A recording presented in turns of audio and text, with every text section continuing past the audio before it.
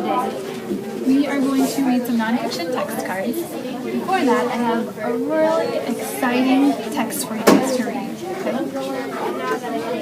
I went to the furniture store, picked up a bookshelf, found some really fun literature. So what I want you to do is go ahead and read this before we even begin the other. Yep, go ahead and read it.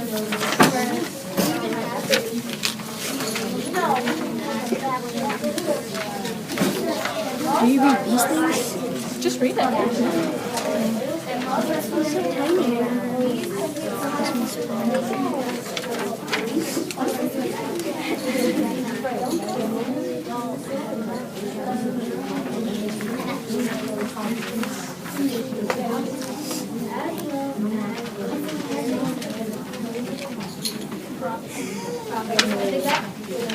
Isn't that great? Isn't that the most exciting thing that you've ever read? No. It's like picture reading. Yeah. Oh, we're reading the pictures? Oh, wait, yeah. Okay, I'm just kidding. What is the purpose of this text? This is how to Instructions, yeah. So if I were to read this text, what would I do with that information that's in there?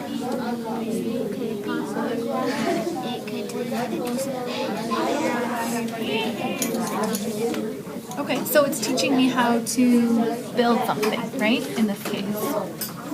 So the author's purpose of this text is to teach me how to build a bookshelf. Do you guys agree? I do want you to think about the purpose as we're reading. So we are going to analyze this text, a different text I have for you, to figure out the author's purpose and what he or she wants us to do with this information. These are non-fiction text cards. And so thinking about what we know about nonfiction, we have some nonfiction text features there. And we've done a lot of studying about nonfiction text features. So if you take a look, we've got headings, subheadings, we've got some photographs and captions. All of that is put there on purpose in order to help us, the reader, navigate the text. Remember this morning we talked about all of the structures of the text are there to help us navigate the text, right? I want you to go ahead and read this entire card right now. And as you're reading, I want you to think about the structure. Notice that structure that the author has for you. Think about the beginning, the middle, and the end. And as you're thinking about that, how does that help you to determine the purpose of what the author has for this text? So go ahead and silently read that right now.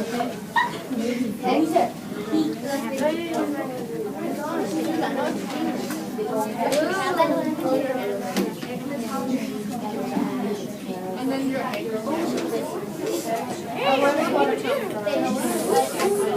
then we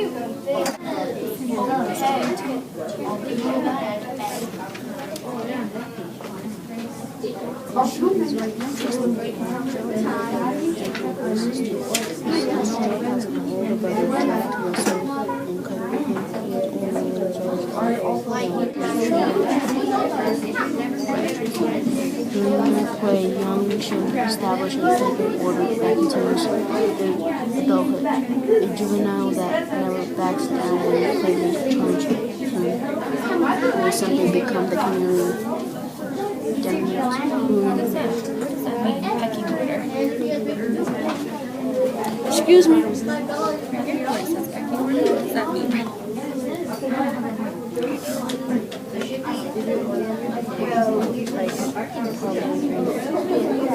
Off the bat. What did you say? Off the bat. You know how it goes.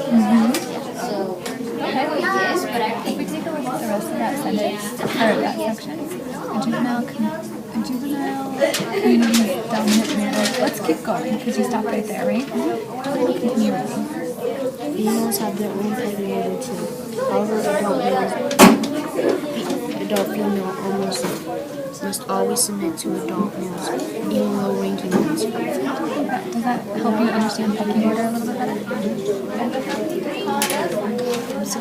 What do you think, Kat? I understand it because it shows like how it's different from a male, and like how a male like has a picking order of his own, like and a female, so they're both different. How They're both different, is that what you said? When it talks about rank, what do you think that has to do with? What does it mean if someone has a different rank? personality? Have you heard that word before, rank?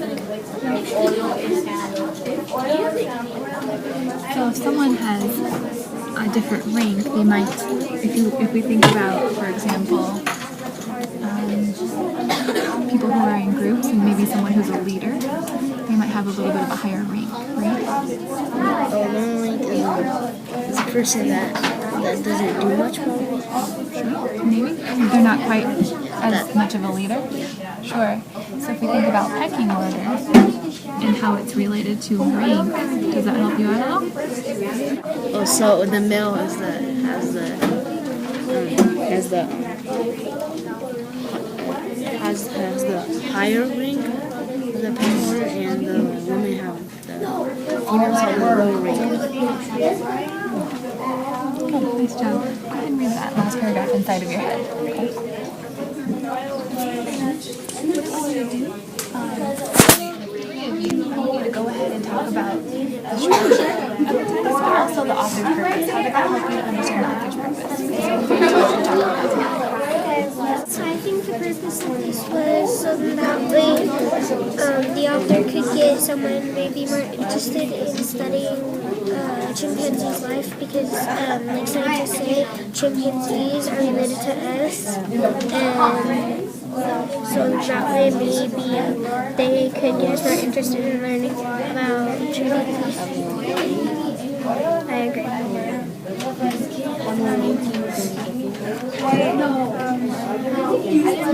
In order to notice the structure, I followed through some words that could possibly describe them, and like it says,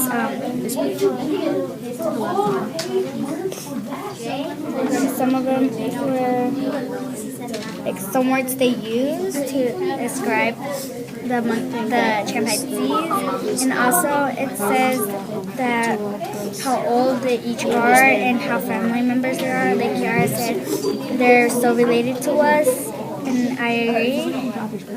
And I think the author's purpose was to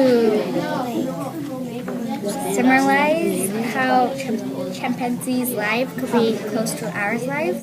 I agree with her, and to me the purpose was that it shows how they work together as a family.